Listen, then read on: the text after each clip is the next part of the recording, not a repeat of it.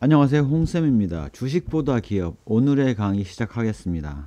예, 파트 1에서 주식 투자를 해야 되는 이유를 설명을 했고, 파트 2에서는 기업의 언어인 재무제표를 해석하는 방법, 읽는 방법들을 좀 상세하게 설명을 드렸고, 파트 3에서는 주가는 어떻게 계산할 수 있고, 그다음에 주가에 영향을 미치는 요인들의 여파를 어떻게 파악할 수 있는지 이런 것들을 좀 자세히 설명을 드렸습니다.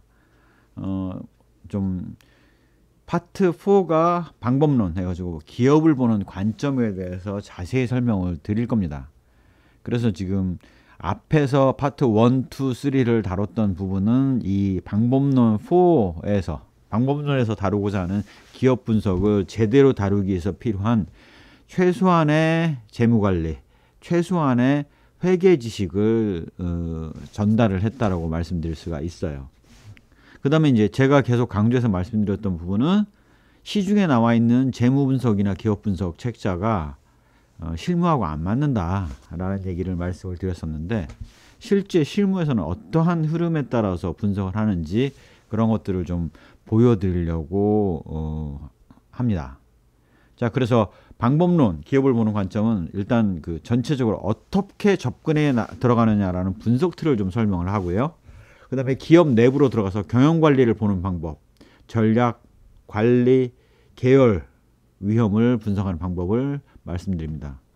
파트 4의 2번에서는 사업 구조, 주로 산업 구조가 사업에 미치는 영향, 사업 규모, 원가 비용 구조가 사업에 미치는 영향을 보는 일반적인 방법과 함께 사례를 통해서 설명을 드리겠습니다. 3번에서는 사업 전망을 파악하는 방법입니다. 당연히 사업 구조라는 부분은 재무제표를 통해서 우리가 과거를 파악해서 알 수 있는 반면 사업 전망이라는 부분은 과거의 숫자 가지고 볼 수 없는 부분입니다. 외부 요인, 성장, 사이클, 사회문화, 기술과 관련된 사례를 통해서 분석하는 것들을 보여드리겠습니다. 이렇게 이 앞부분에서 다뤘던 부분이 주로 이론적인 근거를 주로 제시를 했다면, 지금 방법론 파트에서는 사례를 보여드릴 수밖에 없는데, 그 이유가 하나의 기업의 모든 사례들이 존재하지 않아요. 다양한 분석 기법을 제가 경험을 통해서 누적해 놓은 것들을, 사례를 모아놓은 것들을 가지고 설명을 드리면서 전체 흐름을 파악하는 방법을 알려드리는 것이라고 볼 수가 있습니다. 또 사업이 구조와 전망을 봤으면 과연 그러한 사업이 안정적이냐 아니면 안정적이지 못하냐라는 것들을 파악하기 위한 방법들을 말씀을 드리겠습니다. 경쟁 협력 관계가 사업에 미치는 영향을 파악하고, 이런 것들을 우리가 알고 있는 숫자를 통해서 파악하는 방법을 알려드리려고 합니다. 이 부분이 현금흐름표의 영업활동 현금에 영향을 미치는 주요 요소들을 세분해서 분석해 본 부분이라면, 투자활동과 재무활동에 대한 현금 흐름의 의미를 투자재무 부분에서 설명을 드리겠고요. 이 부분에서는 투자 재무 구조 를 주로 설명을 드린다라고 보실 수가 있습니다. 이렇게 사업과 즉 현금흐름상의 영업과 투자 재무가 결합되어서 설명이 다 되고 나면 그거를 종합을 현금흐름 구조를 가지고 설명을 합니다. 이제껏 손익계산서나 재무상태표보다는 현금흐름표가 훨씬 중요하다라는 것들을 주로 설명을 드렸었는데요. 바로 이런 현금흐름 구조를 파악하는 방법, 궁극적으로 주가에 가장 큰 영향을 주는 거는 프리캐시플로우와 할인율 아니었겠습니까? 그 중에서 특히 우리가 할인율이라는 부분은 장기간에 투자할 때는 그냥 감수해야 되는 요소이지 조절할 수 있는 부분이 없죠.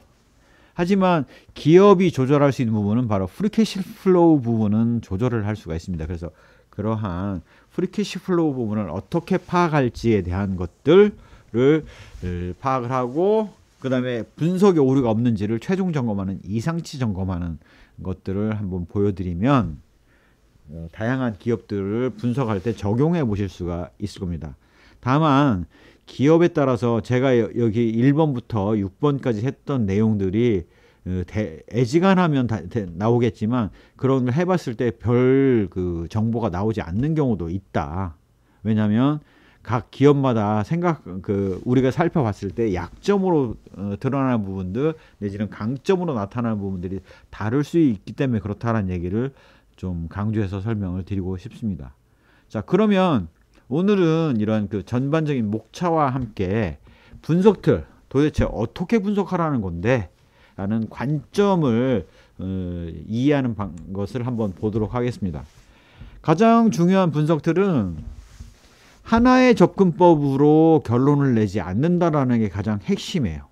탑다운으로 보는 접근법과 바텀업으로 보는 접근법을 같이 합니다. 무슨 얘기냐? 우리가 논리적으로 이래서 이 산업이 잘 나가겠지. 이 산업이 잘 나간다면 이 산업의 경쟁력이 높은 이 기업이 잘 나가겠지. 이 기업이 잘 나간다면 이 기업의 사업의 안정성이 높아지겠지. 이 기업이 이런 걸 위해서 투자 재물을 어떻게 하겠지. 그다음에 그로 인해서 현금 흐름이 이렇게 나오겠지. 궁극적으로 프리캐시 플로우는 이렇게 나올 거야 라는 것들로 접근하는 탑다운 접근법입니다.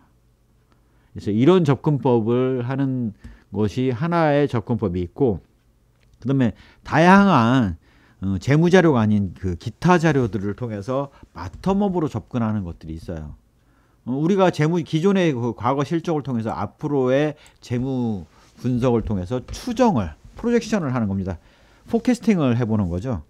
그래서 그러한 모습이 잘 굴러갈 수 있는지, 즉 탑다운으로 봤던 내용들이 잘 굴러갈 수 있는지 아닌지, 그거에 대해 그 추가적인 여력이 있는지 없는지를 제대로 파악하기 위해서는 추정을 하게 되고, 그 추정을 통해서 내가 잘못 보고 있는 부분이 없는지를 그 오류 점검을 하면서 검증을 하는 과정을 거친다라고 볼 수가 있습니다. 또한 동일 집단 비교를 해요. 뭐 예를 들자면 이렇게 보시면 됩니다. 2차전지 사업이다. 그랬을 때는 뭐 LG화학에서 분할해 나간 LG 에너지 솔루션의 그 구조와 삼성 SDI의 구조, SK온의 그 구조가 어떻게 차이가 나는지, 그들 간의 장단점이 무엇인지, 뭐 이런 것들을 피어 그룹 비교를 하거든요. 이런 걸 할 때 말하자면 단순하게 재무 지표만 보는 것이 아니라 말하자면 이 부분에서의 기술력, 시장 점유율과 같은 다양한 자료들을 놓고 비교 검토를 합니다. 그다음에 이제 그 2차전지 산업의 그 분석하기 위한 방법론 같은 것들을 적용한 결과들을 봅니다. 그래서 그런 것들을 이제 한 사람이 보는 게 아니라 여러 명이 회의를 해서 결정을 하게 되는데, 여러 명이 보면서 이상하다고 생각되는 부분들을 질문을 하고 그에 답변을 하면서 오류 같은 것들이 있으면 수정을 하고 합니다.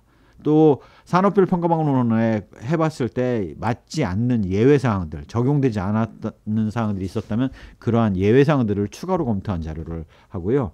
그 다음에 기타 필요한 자료 등을 검토한 결과를 제시를 합니다. 뭐 사업보고서의 검토 결과라든가 IR 자료의 그 검토 결과 같은 것들을 결과를 비교해서 이 탑다운과 바텀업을 결과를 비교를 해서 종합적으로 이 분석 보고서에다 작성을 해요. 그래서 이제 증권사 보고서로 따지면 한 30여 페이지짜리 되는 메인 보고서처럼 그런 보고서를 작성하는 과정을 거친다라고 보실 수가 있고요. 그 보고서와 이 귀납적 과정에서 검토했던 자료를 다 위원회에 들고 가서 발표를 합니다. 이래서 이렇게 봅니다. 그러면 위원회에서 개인이 볼 때 놓칠 수 있는 부분들을 검증을 하죠. 검증이 끝나고 나면 그 결과 과연 그 투자 성과가 좋았는지 나빴는지를 검토하는 과정을 거친다라고 보실 수가 있습니다. 가장 이렇게 다양한 탑다운과 바텀업의 접근법을 쓰고 탑다운과 바텀업 접근법을 쓴 거를 누군가에게 잘 설명해서 발표를 함으로써 오류의 지적을 받고 그것들의 그 주기적인 성과를 검토하는 크로스 체크를 2번에 걸쳐서 하는 거죠. 그다음에 이제 투자위원회에서는 경험이 많은 사람들이 그 내용들을 살펴보는데 그 투자위원회의 성과를 살펴봄으로 인해서 투자위원회가 제대로 활동이 되었는지를 그 자체 검증, 셀프 프로빙을 한다라고 우리가 통상 얘기를 합니다. 자, 이런 부분 전체 구조를 아셨으면 그러면 개별 분석가는 어떻게 접근하느냐? 가장 중요한 거는 이미 이전 강의에서 밝혀드렸던 것처럼 사실 확인이에요. 사실 확인을 제대로 하는 것이 가장 중요하고 어렵습니다. 예를 들자면 최근에 경제, 산업 자료들의 내용들을 읽고 검토하고 거기에 나온 숫자들과 기업의 과거 재무 자료의 실적들을 검토합니다. 경제 산업 자료가 탑다운이라면 재무 자료와의 비교 내지는 하나의 기업이 아니라 여러 기업들의 합산된 재무 자료와의 적합성 검증을 통해서 바텀업 어프로치를 하는 거죠. 또 이러한 숫자 노름 외에도 뉴스라든가 아니면 뭐 발표된 자료 이런 것들을 통해서 정성적 자료와의 비교 검토를 위해서 논리 일관성을 검증을 하는 거죠. 즉 탑다운과 바텀업의 논리 일관성과 함께 다른 사람은 어떤 시각을 보는지에 대한 정성적 자료에 정성적 뭐 뉴스라든가 아니면 뭐 관련 그 세미나에서 나왔던 내용이라든가 이런 것들과 같은 것에 논리 일관성을 검증을 해요. 그렇게 해서 보기 때문에 속이기가 상당히 어렵다라는 겁니다. 경제 산업 자료가 안 좋은데 재무 자료가 좋게 나왔다. 그러면 뭔가 이상하죠. 재무 자료는 나쁘게 나왔는데 정성적 자료의 논리 일관성이 떨어진다. 그러면 분석한 사람이 사실 확인을 제대로 못했을 확률이 있습니다. 그래서 그러한 것들이 논리 일관성을 갖추도록 분석을 제대로 다 하는 과정을 거치고 자체 검증 과정을 거쳐서 오류를 확인한다라고 보실 수가 있습니다. 이렇게 작성된 모든 결과를 담아서 이 분석 보고서에서 담고 그 분석 보고서에서는 탑다운 어프로치의 논리를 구두로 설명을 하고 그다음에 바텀 어프로치 그다음에 이제 경제 산업 자료나 이런 것들을 참고 자료로 기재를 하면서 바텀업으로 재무 자료로서의 그 속성들을 보여줘서 실제 기업이 그러한 그 시장 현황, 경제 현황에 부응하고 있다는 사실들을 점검을 해서 탑다운과 바텀업을 같이 설명을 하는 과정이 보고서 작성 과정입니다. 그래서 이런 보고서를 처음 쓰려고 그러면 정말 힘들어요.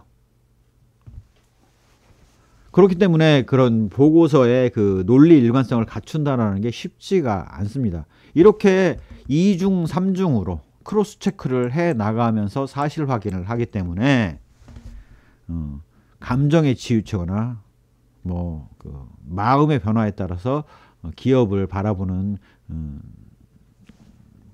오류를 줄일 수가 있고 평정심을 유지하고 객관적이고 냉철하게 자료를 검토하는 과정을 하고 있다라고 말씀드릴 수가 있어요. 그렇게 하다 보면 이러한 관점을 유지하다 보면 아마 여러분이 어떤 것을 느낄 수 있을 수가 있냐면 경제 산업 자료에 대해서는 뭐 예를 들어서 2차 전지 산업에 대해서 발표된 자료들을 보면서 앞으로의 전망치 같은 것들을 인용해 볼 수 있겠죠. 그렇다고 해서 그걸 100% 믿느냐? 아닙니다. 나 나름대로의 관점을 가지고 이러한 전문가의 예측이 뭐 과대평가된 것 같다라든가 과소평가된 것 같다라든가와 같은 관점을 가지고 접근하게 되고 기업의 재무자료를 근거로 해서 이 사업 부분에 있어서의 앞으로의 방향에 현재 어느 스테이지에 있는지 이런 것들을 검토하는 과정을 거친다라는 것들을 우리가 알 수 있습니다. 주로 이런 경제산업 자료는 해당 기업에서 나오는 자료들이 많이 있는데요. 특히 우리가 사업 보고서의 사업 내용에 보면 그러한 자료들을 근거들을 밝히고 있어요. 그래서 그런 것들을 탑다운으로 어프로치를 하고 해당 기업의 실적, 재무 실적과 비교해서 일치하는 정도를 파악을 하고 논리적인 오류가 없는지를 점검을 해서 이러한 자료를 보기 때문에 오류를 최소화할 수 있다. 라는 것들을 굉장히 강조해서 말씀드립니다. 자, 자체 검증은 투자 적정성과 함께 분석 방법론의 유효성을 검증을 한다라고 볼 수가 있어요. 탑다운으로 본 것과 바텀업으로 본 것이 일치한다. 그러면 투자의 적정성이 있다라고 보이는 거죠. 반면 이 둘이 일치하지 않는다. 그러면 일치하지 않는 뭔가의 논리적 오류가 있을 겁니다. 그래서 맞지 않는다면 분석 방법론에 어떠한 한계가 있었는지를 검토를 해서 분석 방법론을 수정을 해 나가는 거죠. 적절한 수정들을 해 나갑니다. 또한 분석 방법론에 적용되지 않아야 될 합리적인 이유, 분석 방법론에서 벗어나야 될 합리적인 이유가 있었다면 그러한 예외사항을 검토하는 것들이, 그 다음에 그런 것들을 투자위원회에 내에서 설명을 하는 과정이 가장 중요하다라고 볼 수가 있습니다. 연역적 과정에서 주로 다뤄지는 것들은 바로 정량적 자료와 정성적 자료 등들을 비교 검토를 해서 논리 일관성을 유지하는 겁니다. 정량 자료에는 양적인 자료지 않습니까? 그래서 뭐 우리나라의 예상되는 뭐 경제 성장률, 그다음에 산업 내에 그 산업 전망을 하고 있는 자료들, 그다음에 과거 자료와 현재 기업의 실적, 그다음에 산업에 해당되는 것들은 소속 기업들의 재무제표를 합산해서 바라볼 수가 있거든요. 그래서 그러한 흐름이 과연 일관성을 갖는지 그런 것들을 파악하는 과정이 정량적인 분석이고요.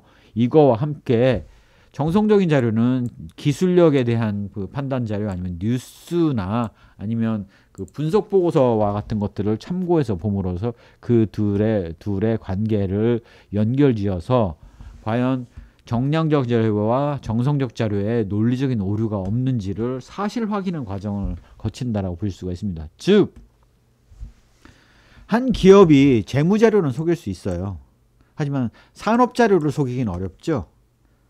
산업 자료가 잘못될 수는 있지만 경제 자료와의 일관성을 깰 수는 없습니다. 그래서 이 각각이 다 그 논리적인 비교를 해서 오류를 점검하기 때문에 개별 재무제표의 수치 일부가 오류가 있거나 뭐 잘못됐다고 하더라도 전반적인 흐름을 놓치지 않도록 하는 그 오류를 자체 수정하는 과정을 거치도록 만들고 있다.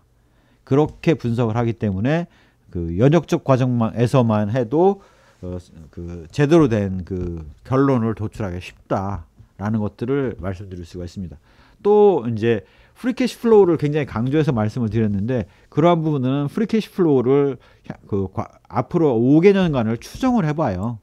추정을 해봤을 때 갖는 장점은, 이렇게 생산하기 위해서는 생산 설비가 부족하면 설비 투자를 해야 되지 않겠습니까?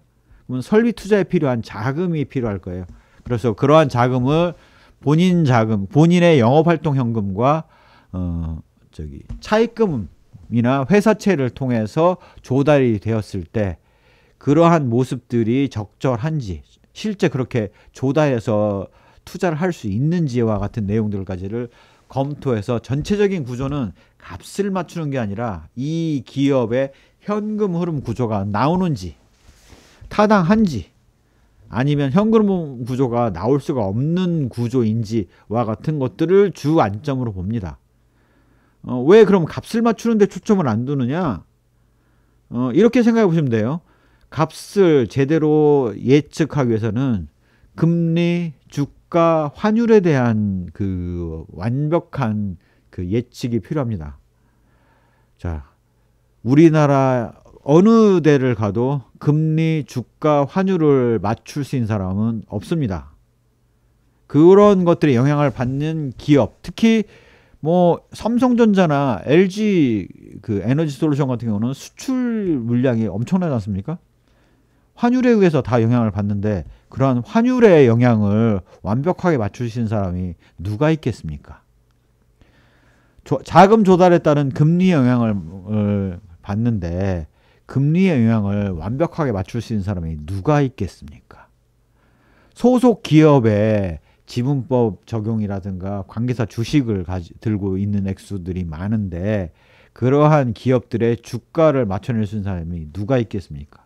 결국 귀납적 과정을 통해서 보고자 하는 것은 내년 얼마를 매출을 할 거다, 내후년 얼마를 매출할 거다라는 그러한 그 값을 맞춰내는 게 아니라, 이 기업이 현재의 흐름으로 봤을 때 생산량의 증가를 위한 설비 투자를 할 수 있겠느냐, 그게 타당하냐, 내지는 이 기업이 외부 상황이 안 좋아져서 과거 5개년 평균의 표준 편차 1에 해당되는 물량 저하가 발생을 했을 때, 매출액이 감소가 이루어졌을 때 과연 이 기업은 어느 정도까지 망가지느냐와 같은 것들을 봐서 그 기업의 영업활동 현금의 창출 능력과 투자재무 활동의 대응 능력을 같이 검토하는 게 목적이지, 내년에 얼마를 벌 거야 라는 값을 맞춰내는 것은 주 목적이 아니라고 보실 수가 있습니다.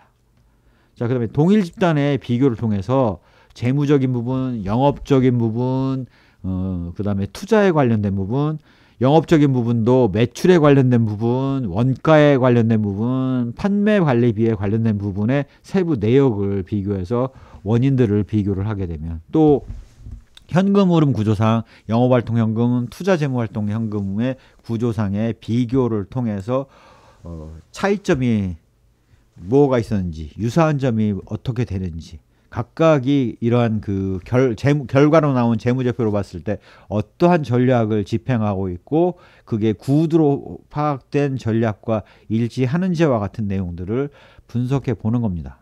그 다음에 이전에 우리가 기업가치평가 방법들을 설명했지 않습니까? 그런 것들을 각각을 적용해서 계산된 결과들을 파악해 보는 것이 주요 그 접근법이다. 이런 것들의 논리 일관성을 확인해서 사실 확인이 되었는지를 보는 정도이기 때문에 이러한 그 방대한 과정을 거치는데 약 2주에서 한 달 정도가 걸린다고 말씀드릴 수가 있어요. 기업 하나 분석하는데 2주 내지 한 달 정도를 검토를 한다. 그것도 굉장히 빠른 시일 내에 검토를 한 것이 2주다 라고 말씀드릴 수가 있어요. 그렇기 때문에 여러분이 생각하시는 것보다 그 기업 분석을 전문적으로 하시는 분들은 굉장히 바쁘게 움직입니다. 그 다음에 이런 것들을 다 추려서 핵심을 그 보고서로 작성하는데 다 담아요. 이러한 보고서는 뭐 예를 들어서 뭐 신용평가 보고서에 담겨 있거나 증권사의 그 메인 보고서, 실적 업데이트하는 한 장짜리 보고서 말고요. 30페이지짜리 쓰는 보고서, 이런 데에 주로 담겨 있다라고 보실 수가 있겠습니다. 그래서 이제 제가 말씀드리고 싶은 내용은, 여러분들은 기업 분석 전문가가 아니기 때문에 이렇게까지 할 수는 없어요. 하지만 경영관리에 대해서 한두 줄의 요약, 사업 구조에 대해서 한두 줄의 요약과 증빙자료, 사업 전망에 대해서 한두 줄의 요약과 참고할 수 있는 자료, 사업의 안정성에 대한 한두 줄의 코멘트와 참고할 수 있는 자료, 투자 재무에 대한 한두 줄의 코멘트와 참고할 수 있는 자료, 현금 흐름 구조에 대한 한두 줄의 코멘트와 참고할 수 있는 자료를 작성해 보신다면 아마 그런 생각을 하실 거예요. 아, 이거 진짜 만만치가 않구나. 야, 이거 한두 줄 쓰는 것도 쉽지가 않네. 아, 내가 생각했던 것과 내가 작성해 놓은 보고서의 느낌이 다르네 라는 것들을 느껴보실 수가 있어요. 그래서 그런 것들을 추천을 드립니다. 즉 본인이 막연한 생각을 할 때와 보고서로 한두 줄씩 작성을 해서 그 근거 자료를 제시해 보는, 사실 확인된 것들을 기록해서 두는 연습을 해 보시면 본인의 생각과 그 기업에 대한 느낌이 전혀 다르게 다가온다. 본인이 잘못 생각했던 것들의 오류들이 잡혀나가는 과정들을 이해하실 수가 있다라는 것들을 좀 자세히 강조해서 설명을 드리겠습니다. 결국 여러분도 탑다운과 바텀업의 과정, 연역적 과정과 귀납적 과정을 같이 봐서 논리일관성을 검증하지 않으면 본인의 생각을 과신해서 확신해서 잘못된 투자를 할 수 있다라는 것들을 말씀을 드리겠습니다.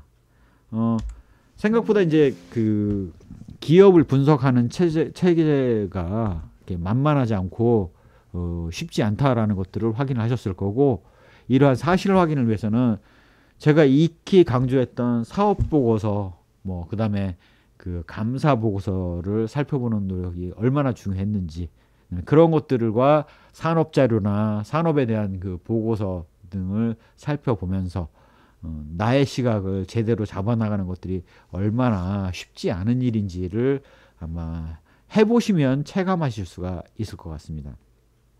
예, 오늘의 강의가 도움이 되셨다면 구독, 좋아요, 알림 설정 부탁드리겠습니다. 감사합니다.